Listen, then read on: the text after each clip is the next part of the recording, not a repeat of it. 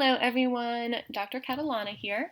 The purpose of this presentation is to walk you through what is expected for this final mock parent-teacher conference. Now, before I go into the detail here, I just want to emphasize this really important sentence.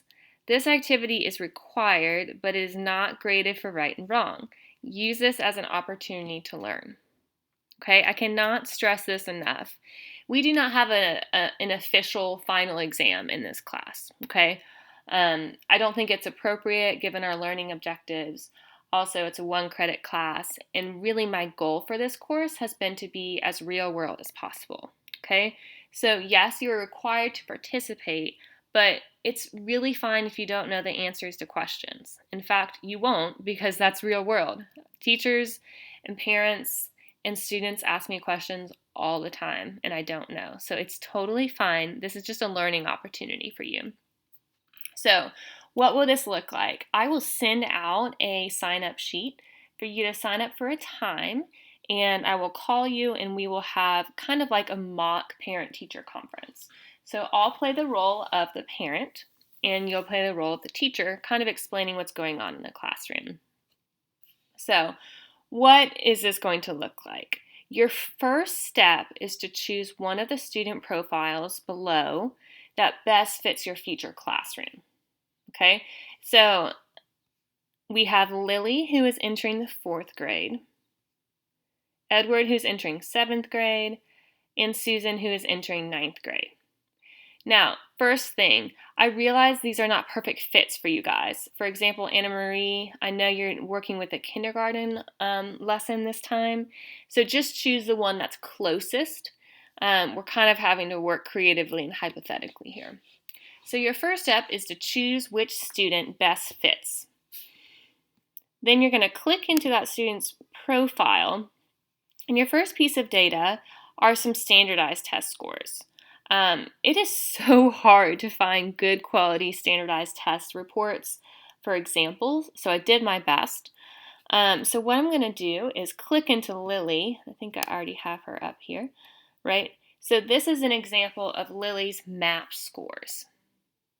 Now these first 3 pages are Lily's individual scores, and then actually toward the end, I was able to also find the scores for the whole class. So as Lily's parent, I would just receive these individual scores.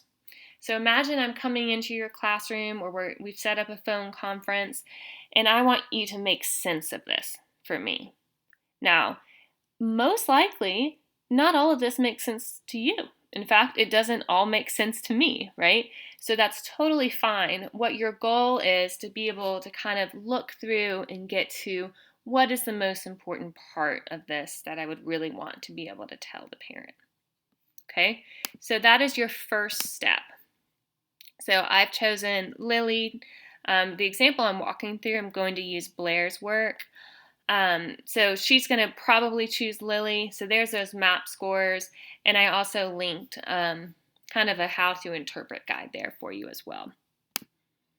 Okay. So let's go back to where we started. So now I have chosen Lily. I can kind of analyze those standardized score reports. I'm prepared to talk about them. Now, next step, Blair wants to review that analyzing student data sheet and her informative feedback sheet, right? So this is Blair's work that she did for analyzing patterns in student data. So she's going to pretend like this is all Lily's work, okay? So imagine Lily's mom is coming in. Lily brought this home in her backpack. As a student, or as a parent rather, I've read these learning objectives and I saw this that Lily did in the classroom. I'm not quite understanding the purpose of it. I want you to explain it to me. I saw this. I'm really concerned that she got 0 points here. I need you to tell me why. And then I saw this observational evidence and her exit ticket. Okay, so now you want to be able to defend what does all of this mean to the parent. Okay, something else she'll want to consider within that is her informative feedback that she gave, right? So as Lily's mom, I have looked at this feedback, okay? Lily came home from school. She told me how her day was. This was what the teacher said, okay? So that second bullet is, are you able to explain to the parent what those different assessments mean to Lily's learning, okay? Again, it's totally fine if your standardized score reports don't exactly match analyzing data and informative feedback. Just choose the one that most clearly aligns. And lastly, think back to your time in the field. Prepare to discuss this student's behavior in the classroom. Again, we're being hypothetical here. So just pretend like if you've been focusing on a specific student in the field, just pretend like that student is Lily. How were they acting in the classroom? Were they social? What kind of things would you maybe want to tell a parent? Okay, so those are your three kind of sources of data. We've got those standardized score reports. We've got the analyzing student data and informative feedback sheets that you've already done, and then just kind of some anecdotal evidence from the field. So just to kind of prep you in a couple of ways, what types of questions may I ask? These I just drafted by types of questions that parents have asked me. Typically, the first thing they want to know is, how is Lily doing? What is she doing well? Where does she need to work? I may ask parents, what does this mean on the assessment?